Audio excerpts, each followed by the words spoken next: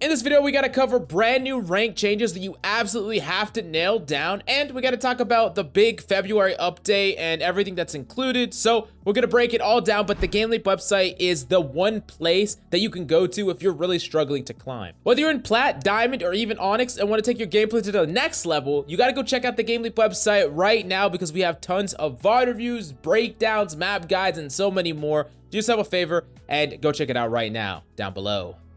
Now, the first thing that we need to talk about is something that many of you already knew was coming. It's the big team battle fix. Now, it got fixed before, but this one should have actually fixed it. Definitely let me know if your big team battle is actually fixed or not. But not only will big team battle be fixed, but players should be able to find full matches quicker and more consistently as well. So, you know, at least big team battle is finally here. Hopefully for good. We'll have to wait and see. In addition to that, Scorpion tanks and Race will appear more frequently on big team battle maps, which was something that actually felt kind of weird, where these vehicles rarely ever spawned at all, and now we're gonna see them a lot more, so you could show off your vehicle skin. Now, one of my biggest complaints with big team battle is that if you were in a team or a group together when you joined big team battle, you might actually get paired with a completely different team. Well, now you could still spawn in different areas of the map than your fire team. You will still be their color, so it will be easier for you to find each other. So at least there's that. Not entirely sure why we can't spawn together. Maybe it's to balance the spawnings across the map.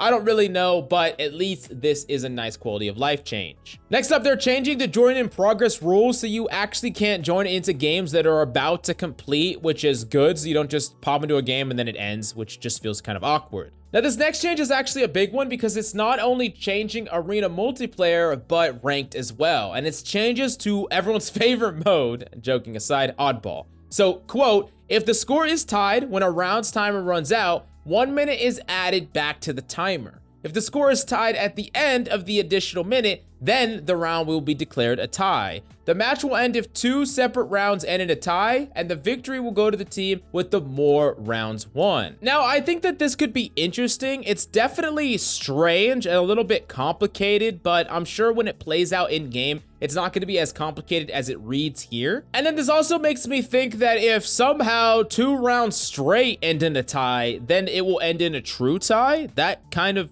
seems like what it is. But if one team wins and then a tie happens because the 1 minute extension happens, then a tie happens, and then another tie happens, then the team that won the very first round will actually win. So that's a little bit interesting and can lead to some kind of weird situations where one team is like actually playing for a tie. How do you even play for a tie in Oddball? Because if it goes 1 second over, it's just very weird. And yeah, I don't really understand this change all too much, if I'm being honest. But really, for those corner case scenarios where draws actually did happen, this is going to be better overall. So I think it's overall a good thing, but we'll have to wait and see how it plays out in tournaments. Speaking of tournaments, the Halo Championship Series variant of Free-for-All Slayer is now added to the custom games mode list. So in custom games, changes to Free-for-All Slayer, Free-for-All Oddball, Neural Flag, and Tactical Slayer game options are updated correctly. And specifically, when we talk about that Free-for-All Slayer, you can go practice it in custom games, which is really cool. If you have a whole bunch of buddies and you want to go practice Free-for-All Slayer, you can. And it's going to be the exact same one if you go travel to one of these LAN events, these big LAN events that have Free-for-All tournaments. It's going to be the exact same rule set. So it's going to be a lot easier for you to practice. And if you plan on playing in those tournaments,